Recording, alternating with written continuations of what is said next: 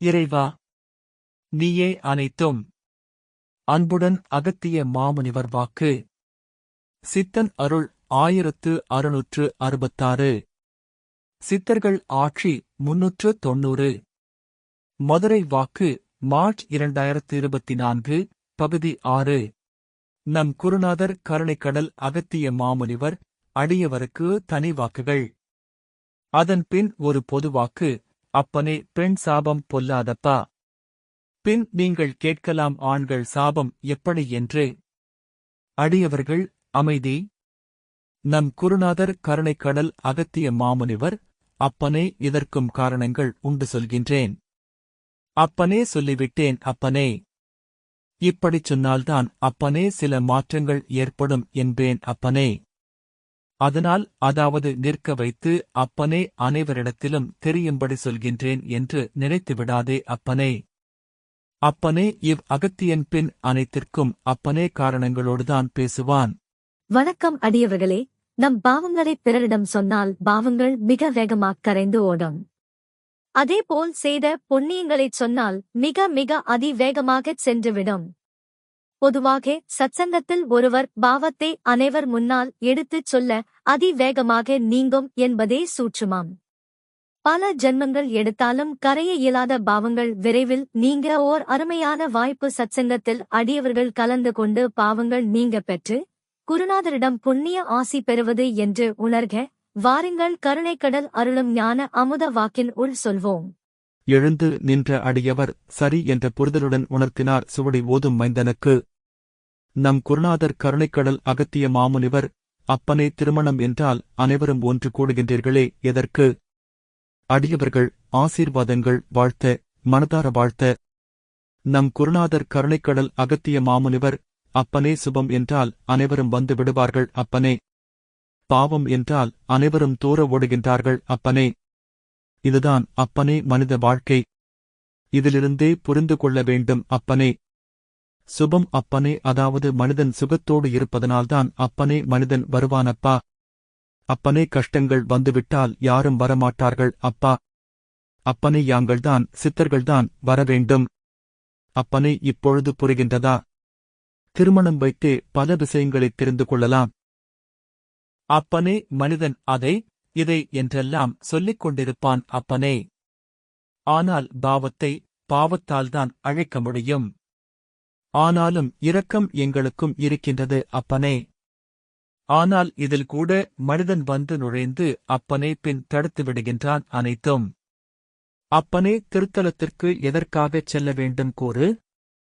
அடியவர் 1. இறைவனை பார்க்க. நம் குருநாதர் கருணைக்கடல் அகத்திய மாமுனிவர், அப்பனே, அப்படி இல்லையப்பா. அப்பனே, அனைவரும் ஒன்றாக இருக்கின்றார்கள் எதை என்று அறிய பாசத்தோடு என்றெல்லாம் அப்பனே உணர்ந்து கொள்ள வேண்டும்.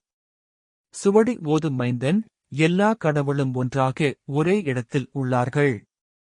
இது எல்லாம் அன்பை பாசத்தைக் காட்டுவதற்காகவே. இதுபோல் நாம் அனைவரும் இருக்க வேண்டும். நம் குருநாதர் கருணைக்கடல் அகத்திய மாமுனிவர், அப்பனே, ஒருவர் சண்டை போடுகின்றார்களா என்ன அங்கு? அப்பனே, இதிலாவது புரிந்து கொள்ள வேண்டும் மனிதன் அப்பனே. புரிந்து கொள்வதே இல்லை அப்பனே. இவை எல்லாம் புரிந்து கொண்டால் நிச்சயம் வெற்றியாளனாக வலம் வரலாம் இவ்வுலகத்தில். வணக்கம் அடியவர்களே.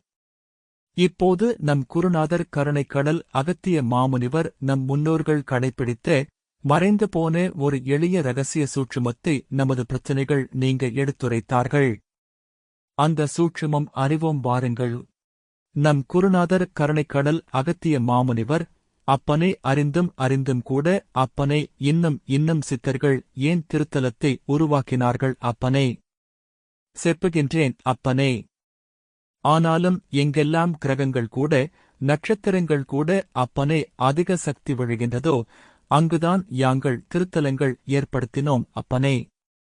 அங்கு சென்று அமர்ந்து தியானங்கள் பல முறையும் எவை என்று அறிய ஒருவனுக்கு பிரச்சனை ஏற்பட்டால் அப்பனே ஒரு 100 வருடங்களுக்கு முன்பே திருத்தலத்தில் தங்குவான் என்பேன் அப்பனே.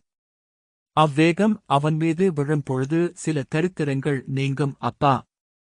ஒரு 5 நாட்களில் அப்பனே அனைத்து பிரச்சனைகளும் விடுபடும் அப்பனே. ஓடிவிடுவானப்பா. ஆனால் இன்றைய நிலையில் அதுபோல் இல்லையப்பா. வணக்கம் அடியவர்களே, இந்த ஆதிகால ரகசிய சூட்சுமத்தை உங்கள் வாழ்வில் பயன்படுத்தி உங்கள் இன்னல்கள், துன்பங்கள் யாவும் நீங்கி வெற்றி பெறவும். நம் குருநாதர் கருணைக்கடல் அகத்திய மாமுனிவர், அப்பனே ஒவ்வொரு கிரகங்களை எவை என்று புரியாமல் கூட, அறியாமல் கூட அப்பனே பின் பிறக்கும் பொழுதே அப்பனே, கிரகங்களின் துகள்கள், மனித உடம்பில், இதை பற்றி இன்னும் எடுத்துரைக்கின்றேன் அப்பனே. இன்னும் பின் வாக்குகள் இருக்க அப்பனே நிச்சயம் நீங்கள். அடியவருக்கு தனி வாக்குகள். அப்பனே பிறப்பதும், இறப்பதும், வாழ்வதும் அனைத்தும் இறைவனிடத்திலே, அதாவது அப்பனே இன்றைய அளவில் கூட எப்பொழுதுமே யான் சொல்லிக் கொண்டே இருக்கின்றேன் அப்பனே. உயிர்கூட உங்களுக்கு சொந்தமானது இல்லையப்பா. அனைத்தும் நீங்கள் சொந்தம் என்று நினைக்கின்றீர்கள் அப்பனே. எப்படியப்பா? இதுதான் தன்னை அறிதலா? அப்பனே, இதனால் மனிதன் இன்னும் கூட நம்பிக்கையிலே ஒளிந்திருக்கின்றான் அப்பனே. அதனால்தான் வெற்றி பெறுவதே இல்லை. பக்தியில் இருந்து கொண்டு அதைச் செய்தால் இதை நடக்கும், அவை சொன்னால் இவை நடக்கும் என்று. அப்பனே, அதாவது அவனைப் பற்றியே தெரியாத பொழுது, அதாவது அப்பனே இம்மந்திரத்தைக் கூறினால் அனைத்தும் கிடைக்குமாம் அப்பனே.